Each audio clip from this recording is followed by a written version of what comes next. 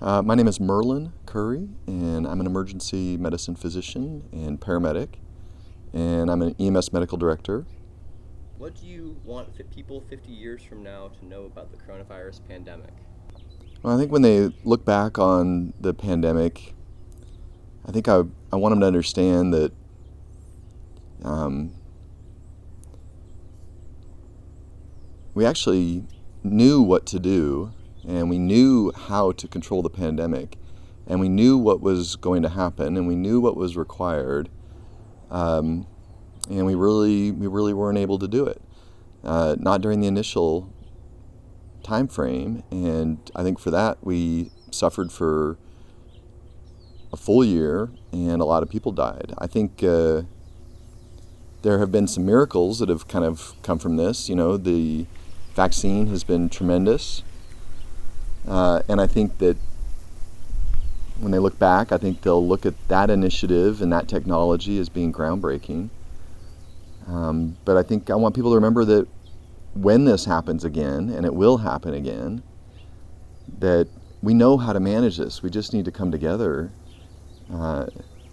implement the protocols that we know work in a pandemic environment, and try to save lives. I think it was a missed opportunity. Did your day-to-day life change during the coronavirus pandemic? It's kind of funny because I do like to stay at home anyway. So for the most part, I just I just got to do what I wanted to do, which was just be around my family and be at home. I should say, obviously my close family that lived in my house.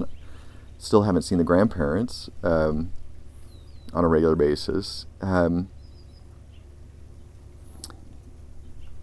think a lot of things changed at work that I really haven't spent a lot of time thinking about the impact of them. But for one, we were no longer allowed to have any patient family in the room during the emergency department visit, and that really had an impact. That had an impact on patients. That had an impact on my ability to get a history and really help the patient, help the situation.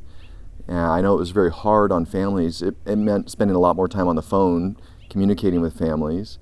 I know that when the pandemic started, I had to put on a mask and a hat, and I had to basically make myself anonymous, which really we rely on our ability to establish rapport with patients, and that really interferes when they can't see your face and they can't read your emotions, they can't see your sympathy.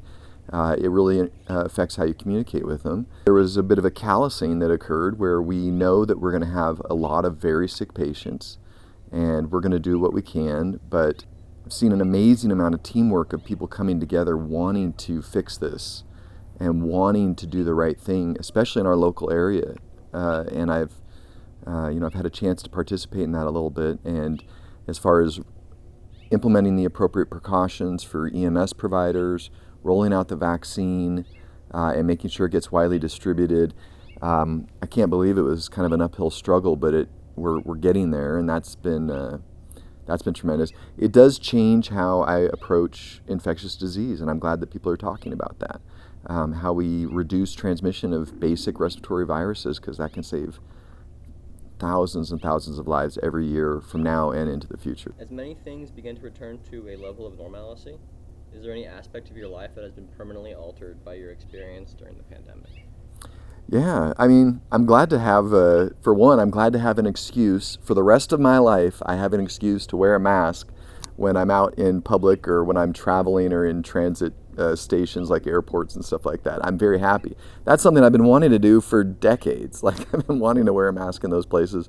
Now I have my reason, and I'll be glad to do that.